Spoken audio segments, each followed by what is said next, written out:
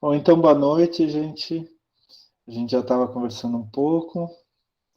Vamos para uma aula. Infelizmente, não, devido a problemas que eu já expliquei para vocês, não tão entusiasmada, mas vamos lá. Então, hoje a gente vai falar. Deixa eu até pegar minha papelada aqui. Hoje a gente vai falar sobre gestão dos canais de distribuição. Então, a gente já viu conceitos básicos de canais de distribuição. A gente já viu estratégias de distribuição em marketing, né?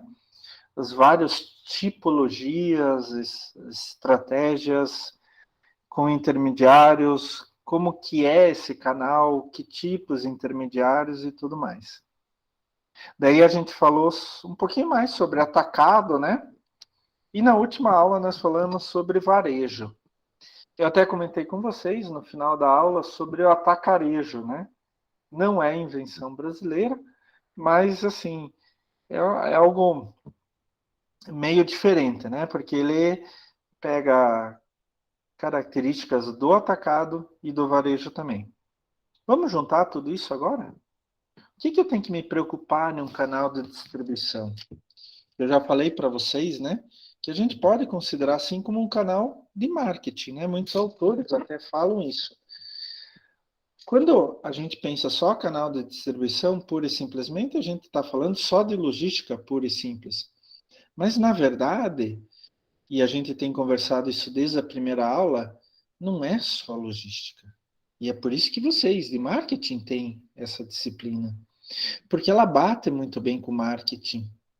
Né? O canal de distribuição, ele é fundamentado não só em logística pura, mas também em marketing, nos conceitos de marketing. Inclusive, hoje a gente vai ver mais um conceito de marketing que é extremamente importante para os canais de distribuição. Eu quero que vocês comecem a ver, gente, que os conceitos de marketing, eles são aplicados em várias áreas ao mesmo tempo. E também nos canais de distribuição. Isso é importante que vocês percebam. O material já está lá no AVA para vocês, inclusive deixa eu pegar aqui a minha mesa digitalizadora, estava esquecendo, para fazer as anotações, né, de vocês. Minha cabeça hoje não está normal, mas vamos lá. Vamos tentar. Deixa eu só arrumar aqui uma coisinha. Vocês já estão vendo o slide, pessoal? Ainda não. Ah, estamos sim, professor. Estão vendo o slide? Sim, professor. Tá. Deixa eu só... Aqui, pronto. Então, estamos na semana 7 e hoje a gente vai tentar ver algumas coisas importantes, por exemplo, para decidir como o canal de distribuição vai pensar. A gente ainda não tinha falado sobre isso, mas como pegar esses conceitos todos e fazer um canal de distribuição propriamente dito. Então, a gente tem que voltar em todos os conceitos que a gente viu até agora, juntar e começar a pensar no canal de distribuição propriamente dito. Vou pegar minha caneta aqui. Vou pegar a cor vermelha, que aparece bem. E uma linha um pouquinho maior. Eu não peguei a cor que eu queria. Agora peguei. Então, semana 7, nós vamos falar sobre gestão dos canais de distribuição. Bom, gente, eu tenho uma empresa, eu tenho que vender os produtos fabricados pela minha empresa, então agora eu vou pensar como fazer um canal de distribuição. Eu já imaginei quantos intermediários eu vou ter, eu vou trabalhar com atacado, varejo, eu vou trabalhar com atacado e varejo, eu vou trabalhar com atacarejo. Eu já vi todas as possibilidades. Eu já vi, no meu caso, se é mais importante um canal de distribuição mais longo ou um canal de distribuição mais curto e assim por diante. Eu já decidi tudo isso. São aquelas aulas anteriores, tá? As aulas da semana 3, 4, 5 e 6. Já decidi tudo isso, sem problema, professor. Agora, o meu problema, professor, é quem que eu vou chamar para o meu canal de distribuição? Quem que vão ser os meus intermediários? Eu quero que vocês vejam que são vocês que decidem, não são os intermediários. Eles podem até chegar até você, olha, eu quero ser o teu representante, eu quero vender teu produto, e etc. Mas, na verdade, quem tem que selecionar são vocês. É a empresa que produz o produto. Ela que vai selecionar, ela vai treinar, ela vai motivar e ela vai avaliar. E esses são pontos extremamente importantes. Se a gente não fizer isto, pode ser que a gente tenha intermediários no nosso canal de distribuição sem capacidade para aquilo que a gente precisa. E a gente tem que ser bem direto. Eu preciso disso, disso, daquilo. Ah, não é porque o cara é meu amigo que eu vou chamar ele para ser intermediário no meu canal de distribuição. Não. Amigo, amigo, negócios à parte, né? Então eu preciso ter um processo de seleção, um processo de treinamento, um processo de motivação, um processo de avaliação, tudo isso depois da seleção, né? Então eu seleciono e daí a partir do momento que disse assim, ó, vai ser você, eu tenho que treinar, eu tenho que motivar e obviamente eu tenho que avaliar, tá? Então, o processo de seleção dentro de um canal de distribuição, ele começa com a identificação dos membros potenciais, né? Quem que tem capacidade para entrar na... Tem gente querendo entrar na live, pessoal? Tem gente? Não. Tem... Ah, tem. Deixa eu só interromper aqui, entrar na live. Tem o Salvatore e a Ângela. Olá, eles já vão entrar. Deixa eu voltar aqui. Olá, Ângela. Olá, Salvatore. Boa noite, Klaus. Boa noite. Boa noite.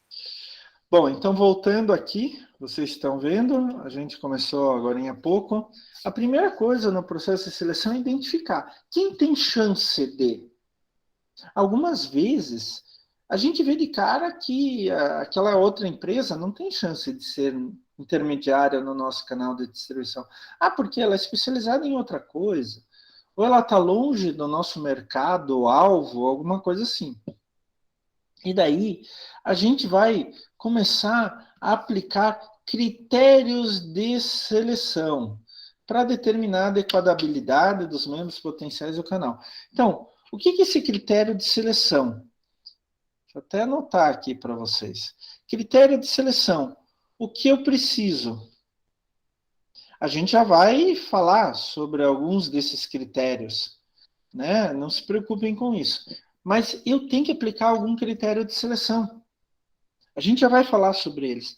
Senão, eu posso ter uma chance muito grande de errar na escolha do membro do canal de distribuição. E, por fim, eu tenho que transformar os membros potenciais em membros reais. Né? Eu tenho que fazer com que eles, de ideia, se transformem em algo concreto. Tá? Então, são esses os 3 passos básicos para a gente escolher quais são os nossos membros reais, efetivos do canal de distribuição. Tomem cuidado com isso. Eu daqui a pouco vou falar de alguns critérios, mas é assim, cada empresa coloca seus próprios critérios. Não existe algo mágico, não existe um manual, existem sugestões. Mas, de repente, pode ser que eu tenha um outro critério muito específico, que daí eu preciso de uma empresa, de um intermediário, de um tipo muito específico, né? Então, a pergunta, quando vocês vão fazer a seleção de empresas para o canal de distribuição, de intermediários, vocês têm que colocar critérios de seleção o mais preciso possíveis. E a ideia é o que eu necessito de um intermediário no canal de distribuição. Ponto final.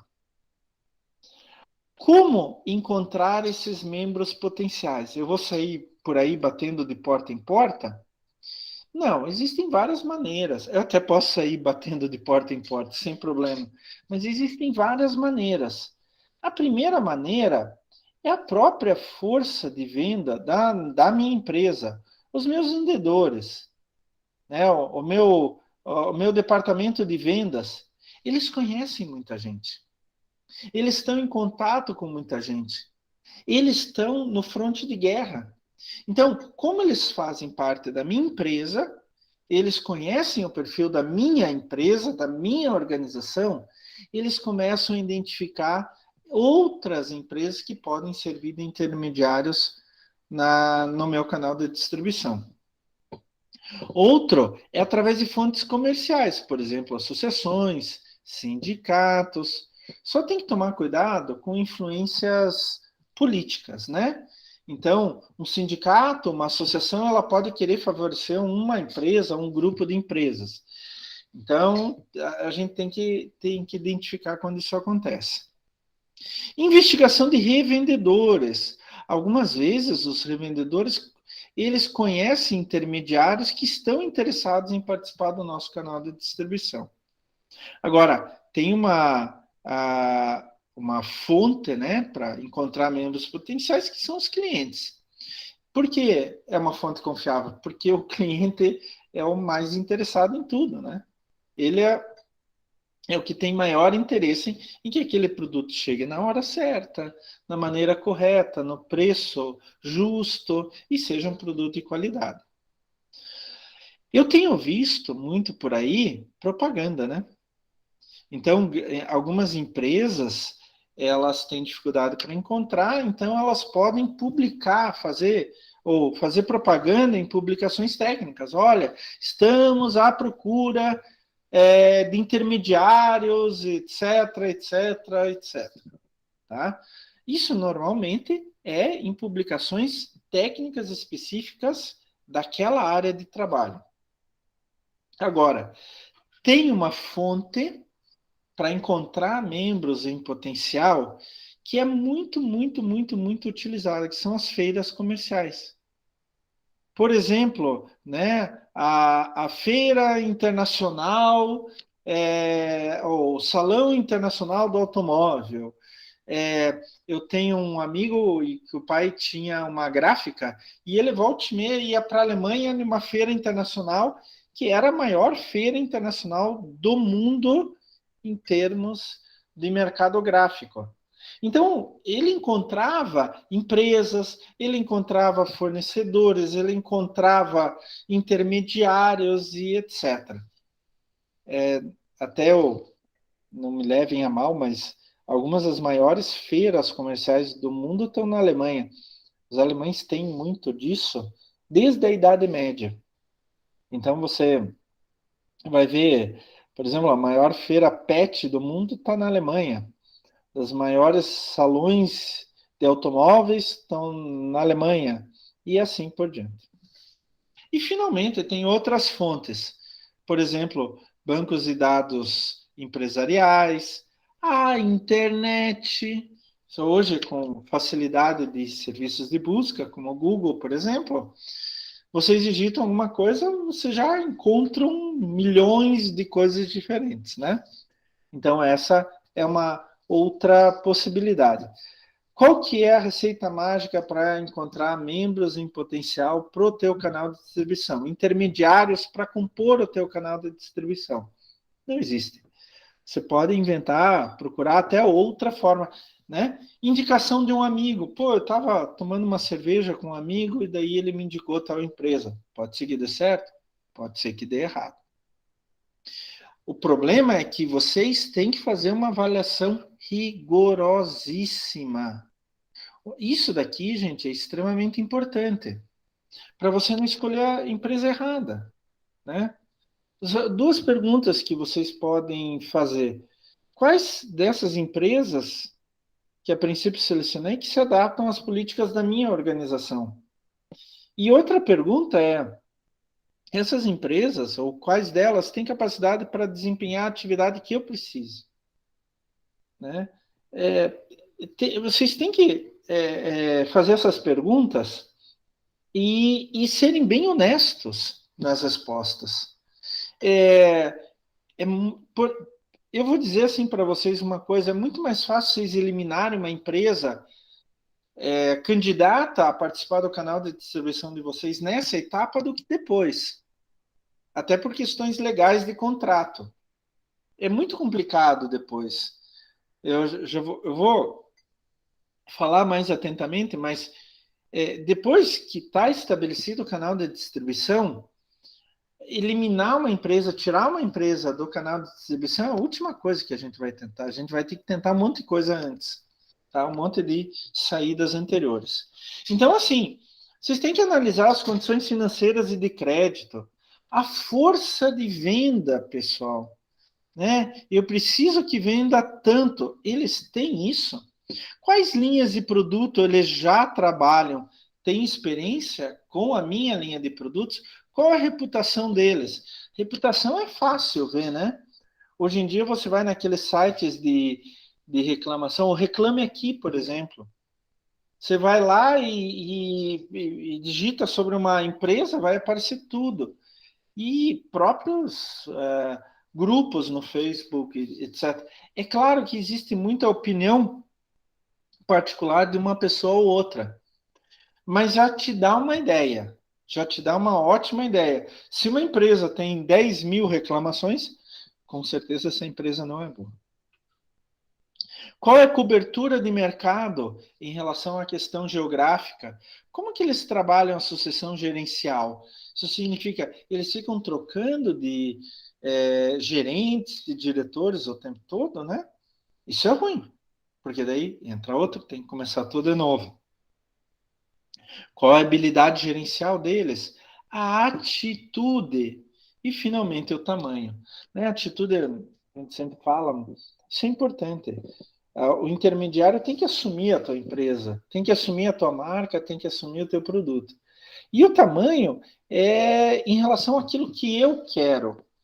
Não, eu quero que distribua pouco, porque eu não produzo muito. Tá, tudo bem. Mas se eu produzir muito, daí eu tenho que ter uma empresa maior. Bom, então olha lá, vocês têm que pensar em critérios financeiros, né? Análise de balanços contábeis, análise bancária, referências, para ver se ela tem lastro. Ela tem lastro para trabalhar no teu canal de distribuição? Critérios administrativos. Opa, é tamanho, tá? Não é tamanho, pelo amor de Deus. Tamanho e qualidade da força de trabalho não é só tamanho da força de trabalho, mas tamanho e qualidade. Porque se ela está trabalhando num canal de distribuição, ela tem uma responsabilidade não só sobre a atividade dela, mas sobre a tua atividade. Né? Focinho de porco não é tomada, mas algumas pessoas acham que é. Então, é difícil explicar para algumas pessoas que focinho de porco não é tomada. Se houve um erro para chegar no meu cliente por causa de um intermediário, pode ser que o cliente reclame de mim, não do intermediário. Então, para algumas pessoas é difícil explicar que focinho de porco não é tomada. A tradição, se ela já existe há muito tempo, bons trabalhos feitos, infraestrutura, por exemplo, armazéns corretos, na localidade correta, caminhões e etc.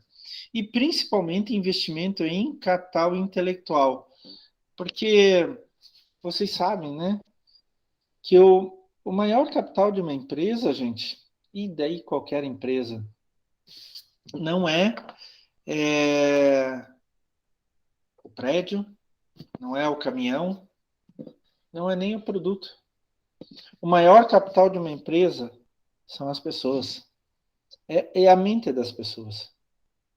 Porque até meu pai falava assim, ele dizia assim, educação é muito importante. Podem tirar a tua casa, você pode perder o emprego, pode perder o carro, mas quando você tem conhecimento, você se levanta de novo. Já aconteceu isso comigo. O capital intelectual é o maior capital que um ser humano pode ter e, por isso, é o maior capital que uma empresa pode ter. Você quer um intermediário que trabalhe bem, que tenha futuro, que se adapte com as mudanças que ocorrem na sociedade, ele precisa ter capital intelectual.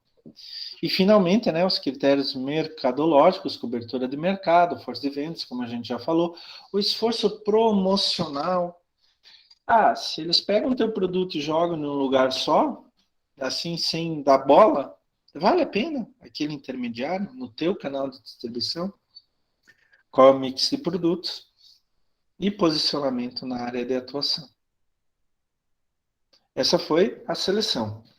Professor, eu já selecionei as minhas empresas e tal. E agora? Pronto, vai ser aquela empresa? Tudo bem. Agora você vai começar o treinamento. O treinamento é básico, principalmente para aqueles intermediários saberem o que você quer, o que você precisa. Se você não fizer esse treinamento, eles não vão saber. Daí eles vão ficar desmotivados, inclusive o próximo item, vão ficar desmotivados e não vão fazer esforço por você. Tá? Então, o treinamento dos membros do canal de distribuição é extremamente importante. A gente tem que trabalhar planejamento e implementação de programas de treinamento bem cuidadosos. Eu coloquei aqui uma foto, eu não estou fazendo propaganda deles, mas é uma empresa que eu acho bem interessante. É uma empresa de franquia e franchising, né? Franquia. Ela se chama Eco Jardim, é uma empresa, eu acho que tem sede em Minas, se não me engano, algum lugar no Sudeste. E assim, eles têm franquias por todo o Brasil. O canal de distribuição, o que é? São os franqueados. Os franqueados vão comprar o direito, a gente vai falar isso na aula que vem, mas os franqueados vão comprar o direito de ter o nome dessa empresa. Só que para isso, eles têm que fazer o serviço para o cliente final, conforme a qualidade da Eco Jardim. Então, a Eco Jardim, ela promove, de tempos em tempos, treinamentos para os franqueados.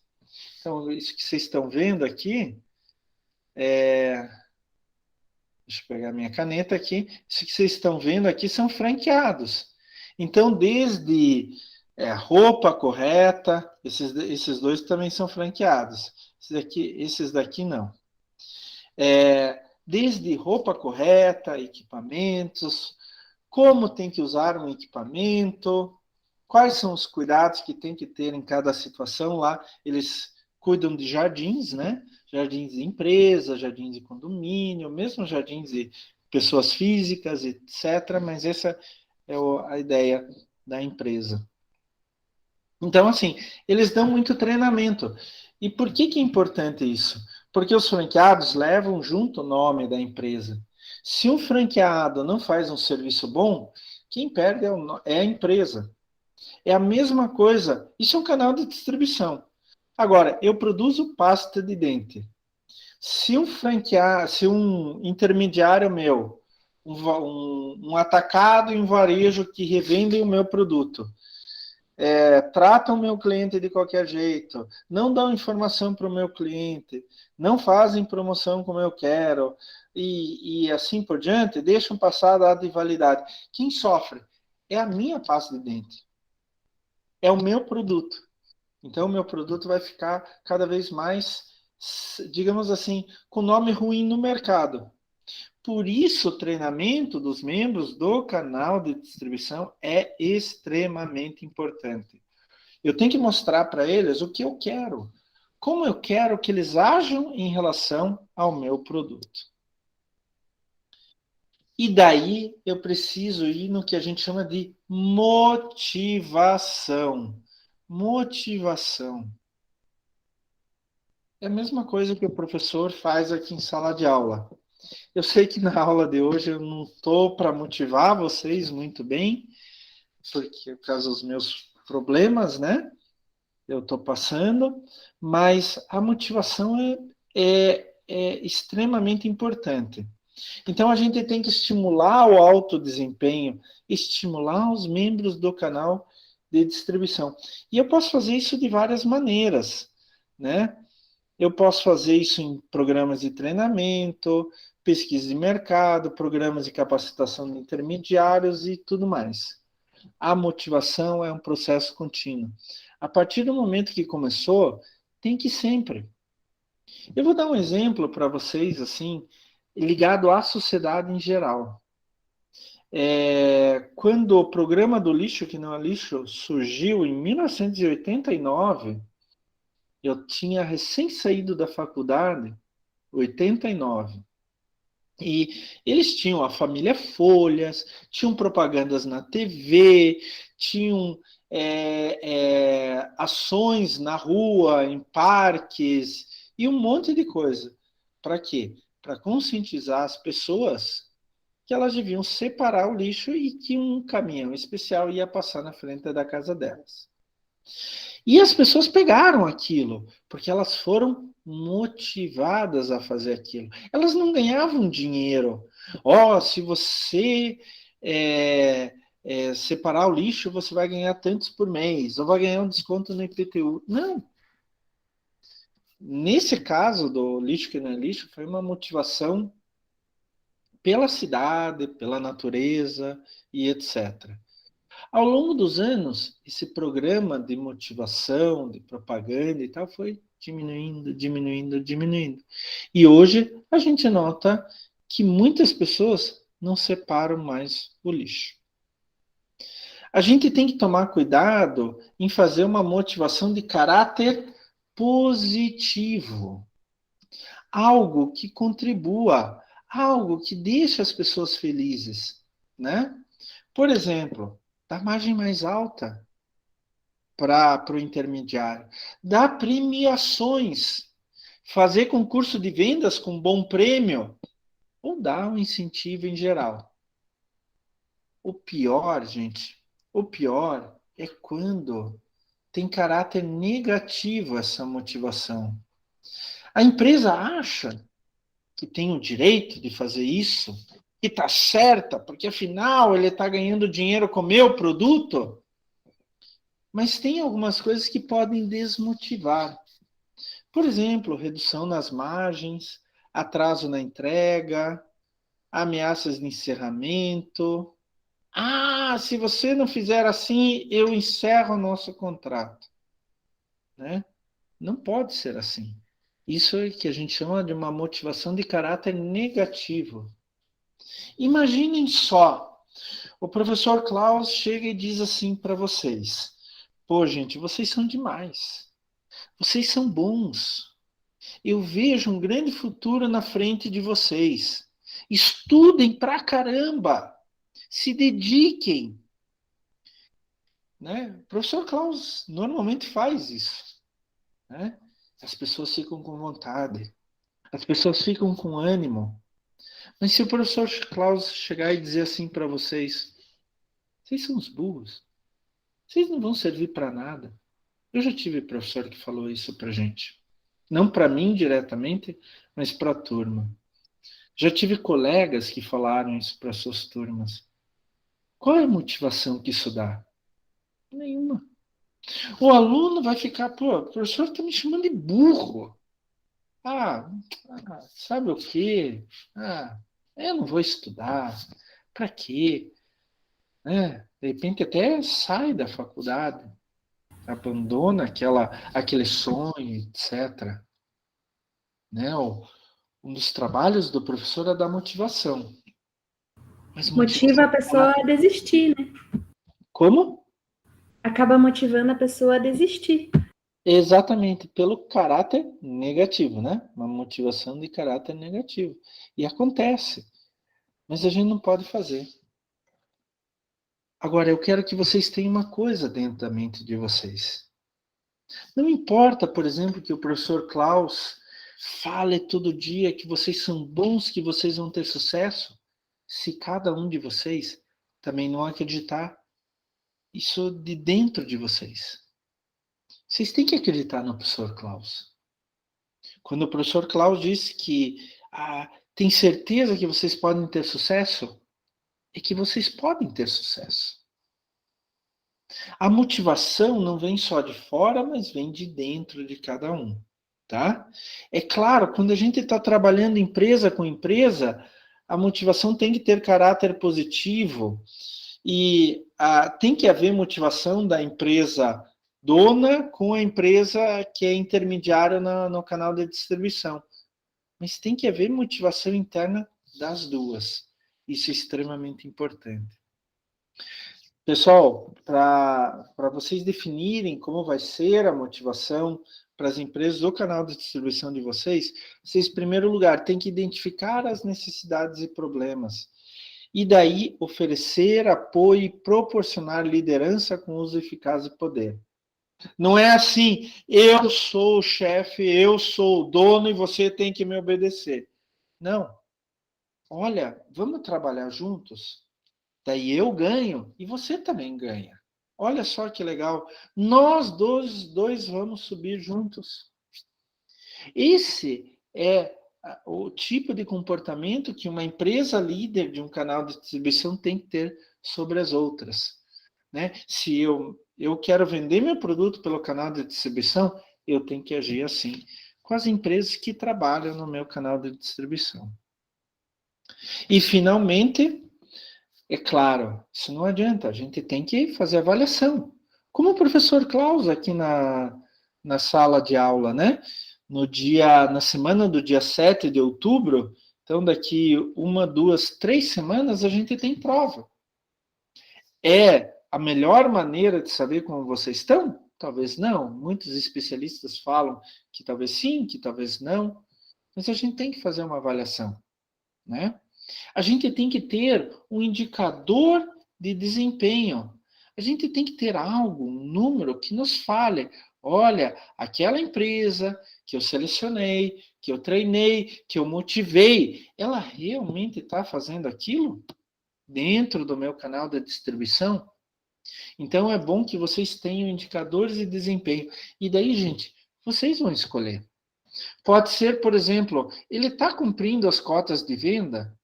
Quais os níveis de estoque dele? Porque se ele tiver um estoque muito alto e não consegue renovar o estoque, é complicado, né?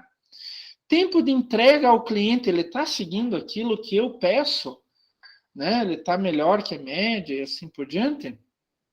Qual é o tratamento que ele dá com mercadorias perdidas ou danificadas? E, finalmente, cooperação em programas institucionais e de treinamento. Ele coopera com a minha empresa? A minha empresa que produz aquele produto, que começou o canal de distribuição, que criou o canal de distribuição. Quando eu faço um treinamento, ele manda a gente? Quando eu faço um programa de divulgação do meu produto, ele coopera com aquele programa? Quando eu faço promoções desde a fábrica, ele coopera com aquilo? Tudo isso eu tenho que avaliar. Isso eu tenho que fazer o tempo todo. Eu não posso fazer só uma época. Isso tem que ser de forma contínua.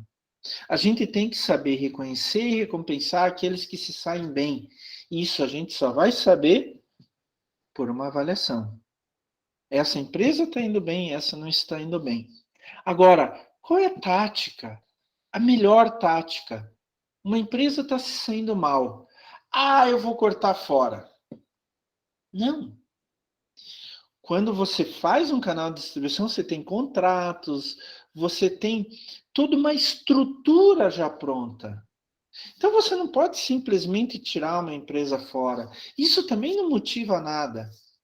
Mas a partir do momento que você vê quais são os problemas, você pode ajudar aqueles que se saem mal. É a mesma coisa numa empresa, os funcionários. O funcionário teve problema X. Vamos mandar embora. Pô, não quero nem saber. Não, não é assim. Qual que é o problema do funcionário? Eu já sofri isso. Qual que é o problema do funcionário? Vamos ajudar. Vamos ser humanos, né? No caso da empresa, não é por causa de um erro que eu vou mandar a empresa embora. Tirá-la do meu canal de distribuição. Eu vou substituir somente em último caso. Somente em último caso. Então, assim, gente, seleção, treinamento, motivação e avaliação é isso que faz um canal de distribuição funcionar. Se eu seleciono bem, pensando nas minhas estratégias, lá, aula 3 e 4, semanas 3 e 4, pensando nas minhas estratégias, e daí eu seleciono bem, eu treino de forma cuidadosa, eu tenho programas de motivação, não motivação de caráter negativo, mas motivação de caráter positivo. E aí eu avalio para ver quem está seguindo e tal. Eu posso construir um canal de distribuição. Se lembra que eu falei canal de marketing? Cada vez melhor, cada vez mais bem azeitado. Né? Isso é extremamente importante. Pessoal, até agora alguma pergunta, alguma dúvida ou alguma outra colocação? Nada? Tranquilo, Tranquilo. Bom, vamos continuar então. Eu quero trazer uma outra coisa que provavelmente você já conhece. Vocês já viram esse tipo de gráfico aqui, pessoal? Já viram esse tipo de Já. gráfico? Eu vejo todo mês um gráfico desse lá, questão de resultado no meu setor. Isso é um gráfico típico de ciclo de vida de produto, né? Então, um produto, o primeiro ponto no ciclo de vida dele, que alguns autores nem consideram, mas é o estágio de desenvolvimento do produto. Depois vem a introdução dele no mercado, o crescimento dele no mercado, vem o período de maturidade e depois da maturidade o declínio. Enquanto ele está desenvolvendo o produto, a linha vermelha são os lucros e a linha azul é a venda. Né? Enquanto ele está desenvolvendo o produto, a empresa só gasta dinheiro, então tem prejuízo. Tá? Depois, quando coloca no mercado, as vendas começam do zero, obviamente, e elas normalmente vão subindo de modo bem lento. E o que acontece com os lucros? Os lucros começam no prejuízo primeiro, né? Por tudo aquilo que eu gastei no desenvolvimento do produto, e daí vão subindo até que eu começo a ter, olha, daqui para cima é efetivamente lucro, né? Daí meu produto entra na moda. Opa, vai vender bastante. E daí meu lucro vai subindo. Só que ao longo do tempo, o meu produto, as pessoas não é tanta novidade, eu continuo vendendo um bom número, mas eu não tenho uma venda muito grande, inclusive ela pode começar a cair. E daí os meus lucros podem cair um pouco ao longo do tempo. Essa é a fase de maturidade. E finalmente, chegou o fim do ciclo de vida do meu produto. Ninguém mais quer, ou poucos querem, e daí as vendas desabam e o meu lucro também vai desabar. É a fase de declínio. Professor, por que o senhor está falando disso em canais de distribuição? Porque tem tudo a ver com canais de distribuição. Cada etapa do meu produto, seja introdução, crescimento, maturidade ou declínio, ela precisa do auxílio dos meus canais de distribuição. Senão eu vou ter problema. Vamos dar uma olhada sobre isso, gente?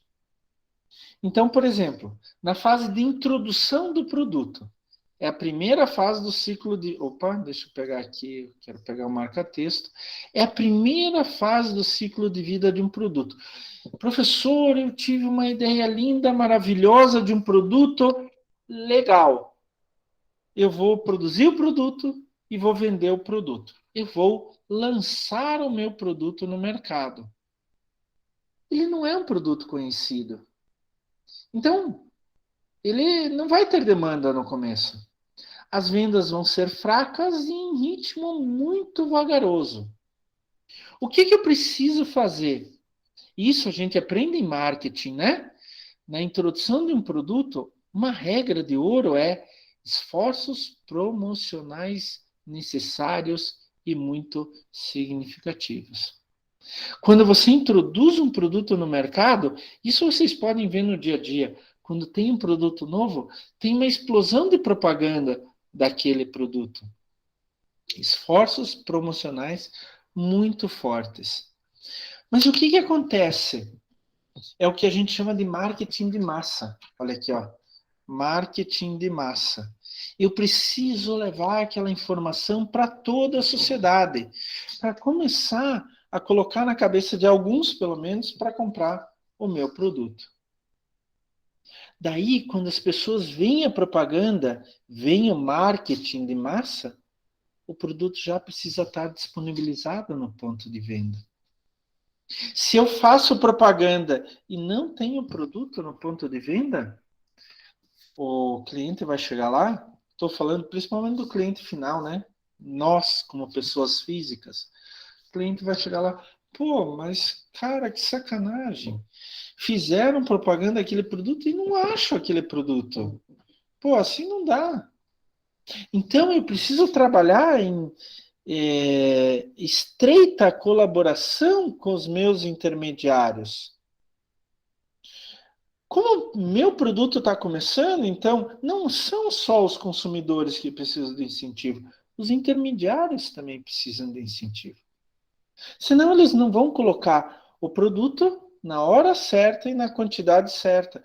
Daí o que adiantou todo o meu esforço de marketing? Todo o meu esforço promocional, todo o meu esforço de propaganda? Nada. Porque os intermediários, eles não auxiliaram, eles não fizeram o seu papel.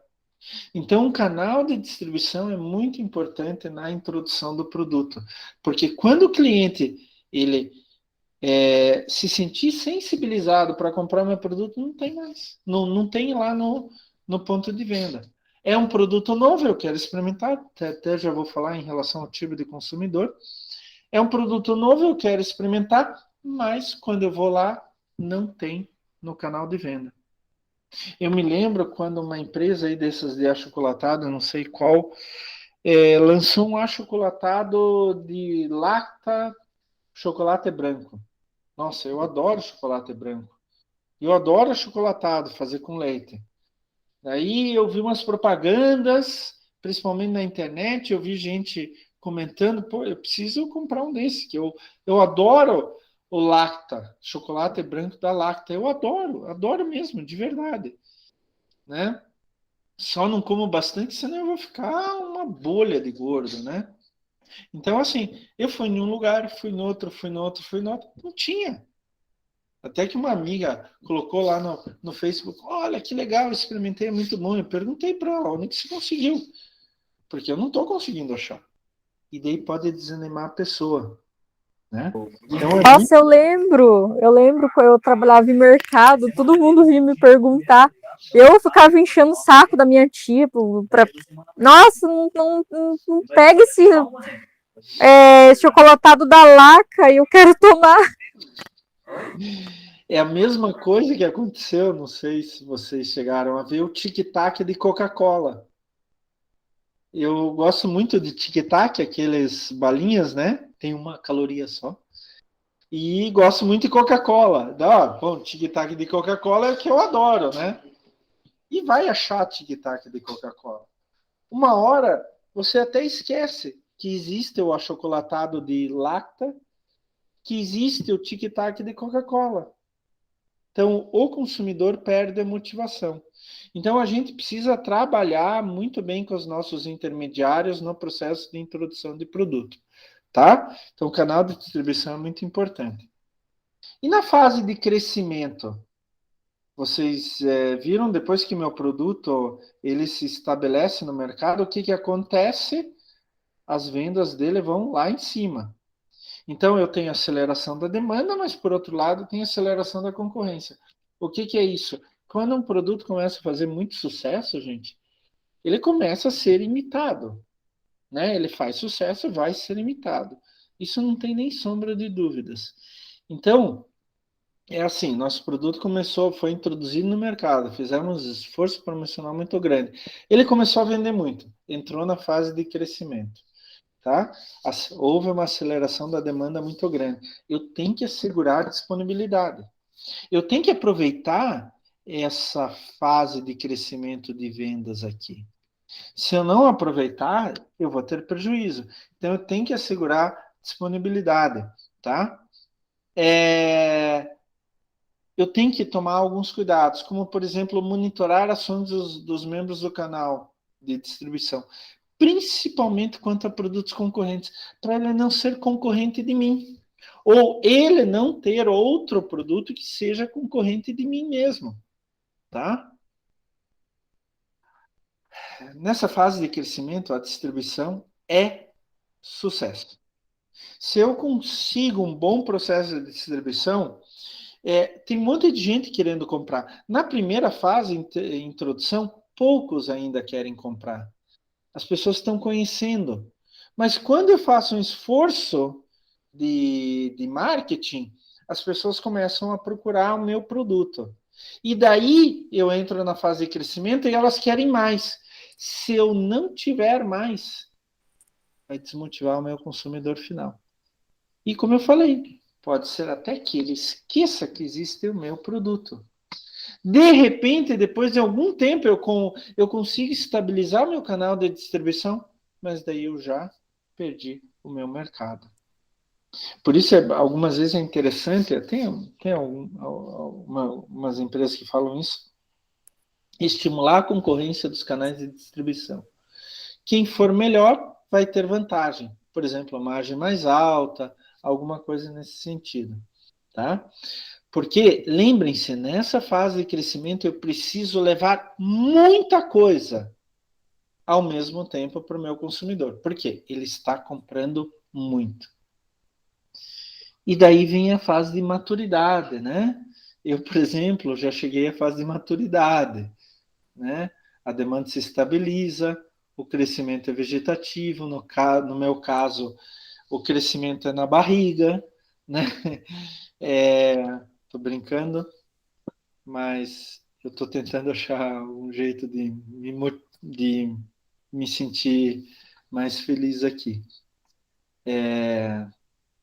O crescimento é vegetativo, eu até posso crescer um pouco, mas eu não vou crescer muito. Eu vou crescer pouquinho. E é capaz de eu começar a cair pouquinho. Então, eu tenho que usar de outras ferramentas. Por exemplo, incentivar e motivar a atratividade do produto perante os membros do canal de distribuição. Talvez, até, não sei, vai depender de uma série de coisas. Se o teu intermediário ele está desmotivado, não consegue mais motivar, porque o teu produto entrou na fase de maturidade, talvez selecionar um novo intermediário, para que o produto possa crescer de novo e entrar em uma outra fase de crescimento. Professor, mas pode isso? Claro que pode. O ciclo de vida de um produto não é estanque. Ele vai depender de uma série de coisas, né? E daí, assim, você evita o estágio de declínio, que é o próximo. Uma outra coisa que a gente pode fazer é procurar novos mercados. Por exemplo, o meu mercado aqui no Paraná, só no Paraná, mas e se eu vender para São Paulo, para Minas Gerais, para o Nordeste, para o Amazonas? Ou, melhor, se eu vender para fora? É o caso das Havaianas, né? As Havaianas experimentaram, são antigas, né? Mas experimentaram uma fase de crescimento muito grande e entraram numa fase de maturidade.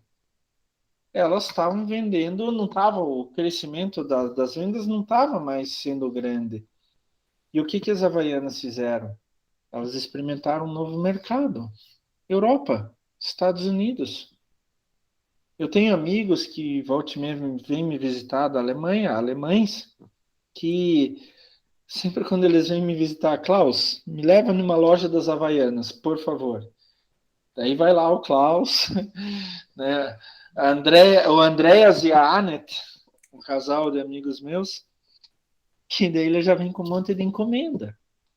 Não, mas daí eu preciso para minha sobrinha, eu preciso para minha amiga, eu preciso para o meu amigo, e daí tem que ser assim, tem que ser assado, e não sei mais o quê, porque eles adoram Havaianas lá. Adoram. E lá é muito caro, né? Dobro, triplo do preço daqui. Então eles vêm comprar bastante aqui. Eu não estou exagerando, eles saem com 10, 15 pares de Havaianas toda vez que vêm para cá. Então é isso que a Havaianas fez. Vamos pegar um novo mercado. E daí o que aconteceu? Fase de crescimento de novo. Eu posso descobrir novas utilidades, né? Não é que nem o kit Covid, né? A ivermectina é para vermes, mas ataca um vírus também, né? Ou a hidroxicloroquina é para malária, mas ataca um vírus também. Né? Malária é outro organismo que provoca malária, não é vírus. E assim, não é isso. Agora, se eu não consigo chegar no novo estágio de crescimento, por exemplo, motivando, trocando intermediários no meu canal de distribuição, descobrindo novos mercados, novas utilidades, eu entro em declínio, que é a próxima fase. As vendas reduzem, os lucros desaparecem, né, a fase de declínio, as vendas reduzem, o lucro desaparece e algumas empresas até saem do mercado. O que a gente precisa fazer? A gente precisa eliminar aqueles intermediários marginais que vendem pouco, ou mesmo eliminar produtos. Aquele produto não dá mais, ele já deu o que tinha que dar. O problema é que os intermediários vão reagir. Os intermediários têm algumas preocupações com produtos em declínio. Por exemplo, eu ainda tenho no estoque. O que eu vou fazer? Eles vão encomendar cada vez menos para a gente. Ou pior, né? Eu tenho um produto que eu tenho em venda casada. Isso é ilegal, mas eu falo do ponto de vista legal. Um produto que, junto com ele, os consumidores compram bastante. Se eu elimino um produto, vai afetar a venda do outro. Então, daí começa a ter um conflito. Se você eliminar o meu produto porque ele está em declínio, eu não vou conseguir vender o outro.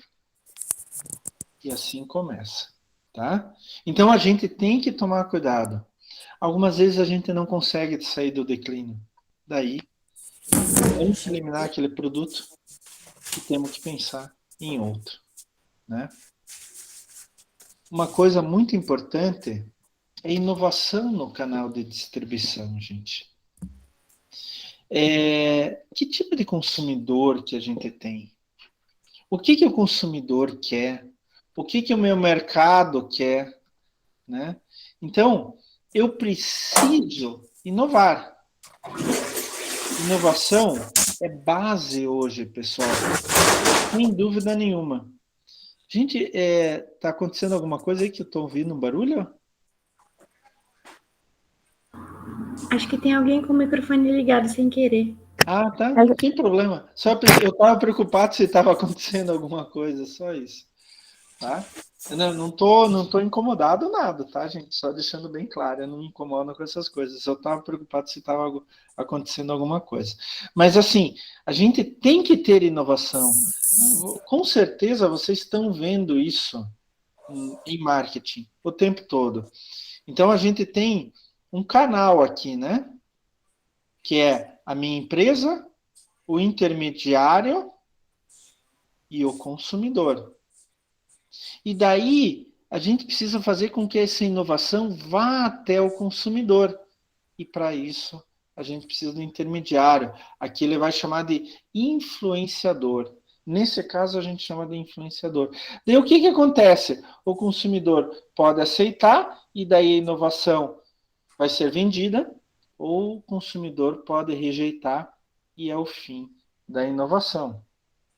E olha só, quando eu tenho um novo produto no mercado, eu tenho que saber como que é a reação das pessoas para esse produto. E daí como a gente brinca, né? Adotantes, quem são? Aonde estão? Adotante é aquele que vai adotar a inovação. E daí tem uns trabalhos que mostram bem legal, que, em primeiro lugar, o primeiro que vai adotar são aqueles inovadores. Em segundo lugar, depois dos inovadores, são os adotantes imediatos. E daí vem a maioria imediata, a maioria posterior. Esse professor não para de falar. Deixa eu ver aqui só. E aí? Mas não vai ter esse fazer. Mudou, né? Pronto. A Ângela estava com o microfone ligado ali. Agora entendi o que está acontecendo. É sem problema. A gente já está terminando aqui. Então, quando a gente vai lançar um novo produto no mercado, a gente tem que prestar atenção nisso e a gente precisa estar em sintonia com o canal de distribuição, relacionando o tipo de consumidor que a gente vai atingir. A gente primeiro vai atingir os inovadores, aqueles que querem novidade. Mas eles, pessoal, só são... Isso depende do mercado, do país. Normalmente só 2,5% do meu mercado. Depois de um certo tempo, quem vai entrar são os adotantes imediatos, que são em torno de 3,5% do mercado. Só que o grosso do mercado está nos dois próximos grupos, a maioria imediata e a maioria posterior. Eles vão entrar um pouco mais tarde no mercado, né? Um pouco depois no mercado. E daí, por fim, em torno de 16% são os adotantes retardatários, aqueles que só vão adotar aquela inovação depois que todo mundo já pegou a inovação. Então eu tenho que pensar como que a inovação vai entrar no mercado e acertar isto com o canal de distribuição. É um desafio, né? Como que eu vou chegar nesse... Eu não estou falando de produto comum, produto já conhecido, né? Eu estou falando de inovação, algo diferente, algo que me faz diferente em relação aos meus concorrentes, né? Eu estou falando de uma nova tecnologia, de um novo paradigma. Isso é um desafio para o canal de distribuição, né? Na fase de aquecimento, quando, em qual momento, qual tipo de adotante vai entrar no mercado? E cada um que entrar, ele é um sinalizador que mostra para o canal de distribuição qual que é o esforço dele. Então, por exemplo, vai entrar inovador, é só 2,5%. Ou agora estão entrando os adotantes imediatos, 13%.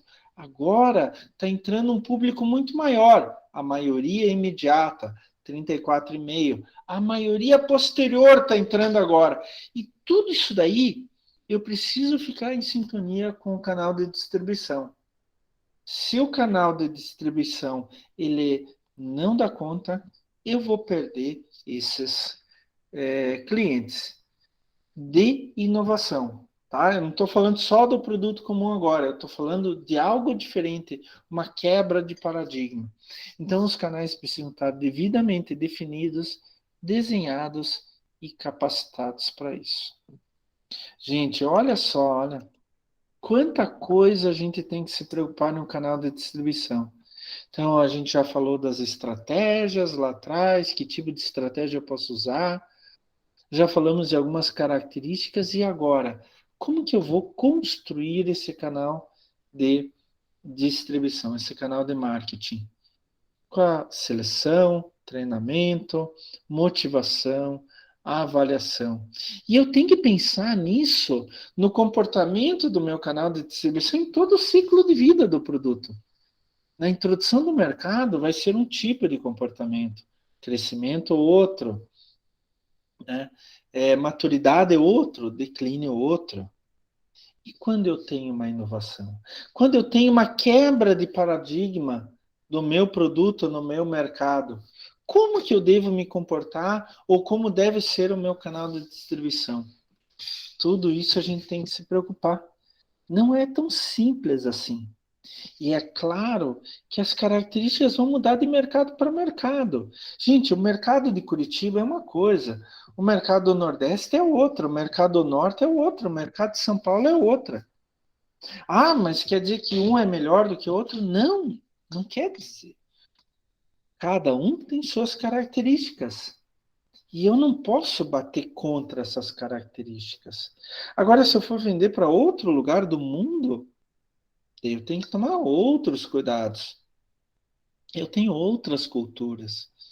E o nosso canal de distribuição tem que ser construído em função disto. A gente fala aqui na sala de aula de modo geral, generalizado. Giovana, muita coisa para vocês pensarem.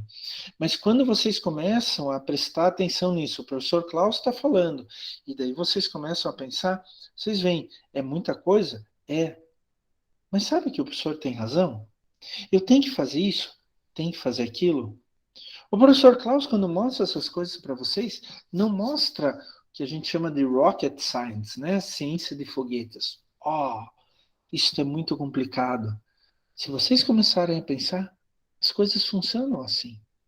O professor Klaus só está tentando traduzir para vocês como o mercado funciona. Só isso.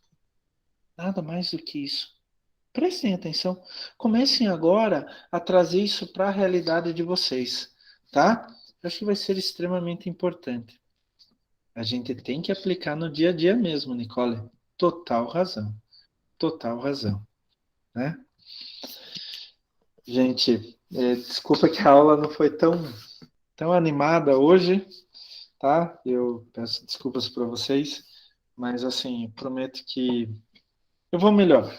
Eu vou levantar a cabeça e vou melhorar, tá, gente? Prometo para vocês isso. Eu me surpreendi que eu consegui dar aula. Vamos lá. Alguém tem alguma pergunta, alguma dúvida, alguma colocação, uma experiência que gostaria de repartir conosco aqui? Então, professor, assim, onde eu trabalho, assim, eu faço emissão de cartão de crédito, né, para empresas. E assim, esses dias eu até lembrei de você na parte do canal distribuição, que teve um problema lá interno do BNDES, que o cartão, eu gerei o cartão, né? Emiti o cartão, porém o cartão não foi na casa da cliente. Foi uma coisa interna do BNDES. Quem que teve que ir atrás? Eu. Que nem trabalho lá dentro. Por quê? Aí pode falar. Quem que faz essa intermediação? É o próprio BNDES que leva até a casa da pessoa? Ou a empresa da pessoa? Não, é assim. Quando o cartão BNDES, assim, o cliente ele manda vários documentos, né? Termo de adesão, declaração, CND, que é certidão negativa de débitos, um monte de documentação. Daí o que eu faço? Anexo um acesso que eu tenho, que eu vou anexo todos esses documentos que o cliente me manda, e eu entro em contato com a central de apoio do BNDES. Aí eu mudo para status de back-office, eu mando para aprovação de crédito, e nisso estava tudo ok. Aí o BNDES falou que eles me passaram o código de rastreio, a menina não conseguia achar o código, daí falavam para mim, às vezes o correio não atualizou. Aí passou o prazo, o cliente não chegou na casa dele, aí o BNDES começou a botar culpa nos correios.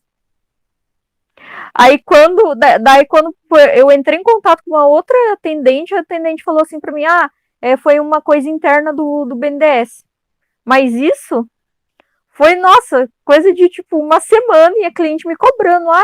Eu queria até pedir o número que eu entrava em contato com a central de apoio. Nossa, sei que foi assim, até eles me disserem que eu era o BNDES que tinha errado, foi muita coisa que aconteceu. A gente tem que tomar cuidado, sabe, Jaqueline e colegas, a gente tem que tomar cuidado, porque assim, o canal de distribuição representa a empresa.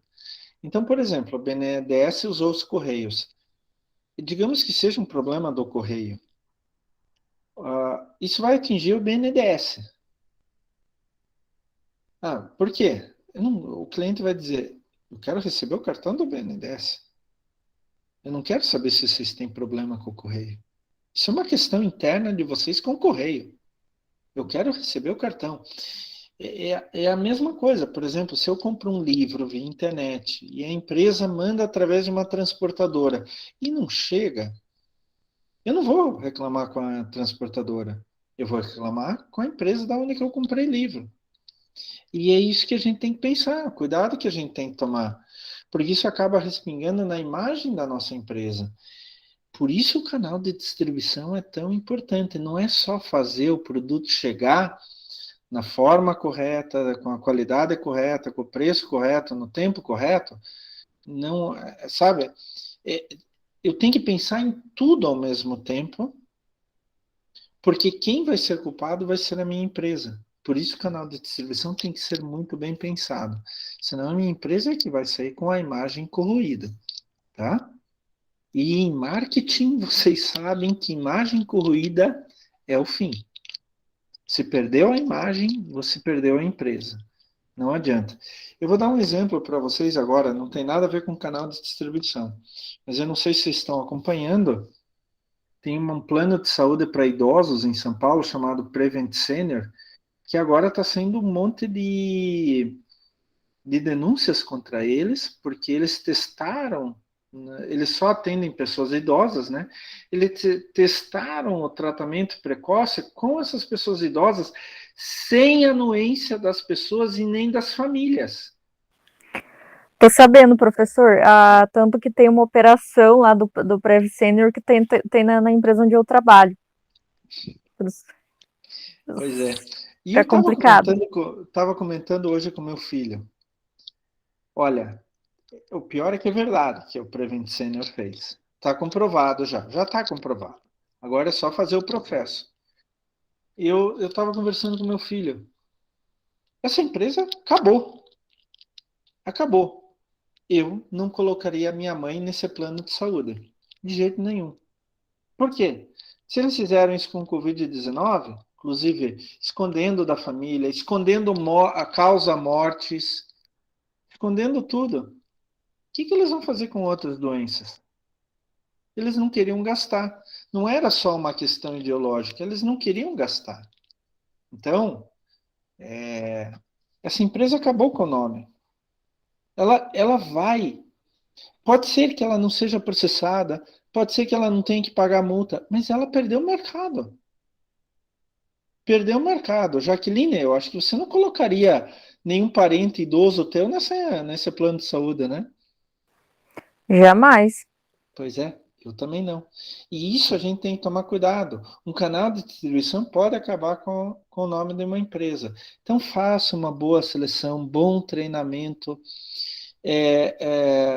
sabe, motivem, avaliem quando necessário e de forma correta, tá?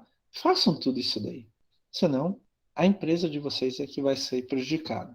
O intermediário é o que sai menos prejudicado, gente. Acreditem nisso. O que mais sai prejudicado é a empresa que domina o canal de distribuição. Bom, pessoal, eu espero que vocês tenham gostado da aula. De novo, peço desculpas. Semana que vem vamos estar melhores.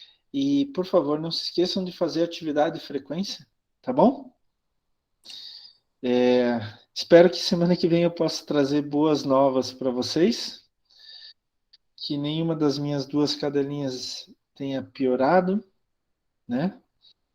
E que eu esteja mais feliz. Eu sei que vocês não têm nada a ver, gente. Por isso eu peço desculpas. Eu não sei se eu estou sendo justo com vocês. Não, obrigado, Jaqueline. Eu não sei se eu estou sendo justo com vocês, não dando uma aula, né, como vocês merecem, mas eu estou fazendo o meu esforço máximo, tá? Eu sei que problemas particulares não devem afetar, mas tem algumas vezes algumas coisas que acabam afetando, né? Por mais que a gente tente. Tá bom, pessoal? Então, até semana que vem. Amanhã cedo vai estar a gravação dessa aula já no portal lá para vocês, tá? Até, gente. Tchau, tchau. Até semana que vem. Bom final Tchau, de semana para professor. Boa vocês. noite. Boa noite, professor. Boa noite, gente. Tchau, professor. Boa noite. Fica bem. Muito obrigado. Vocês também, tá? Tá, pode deixar.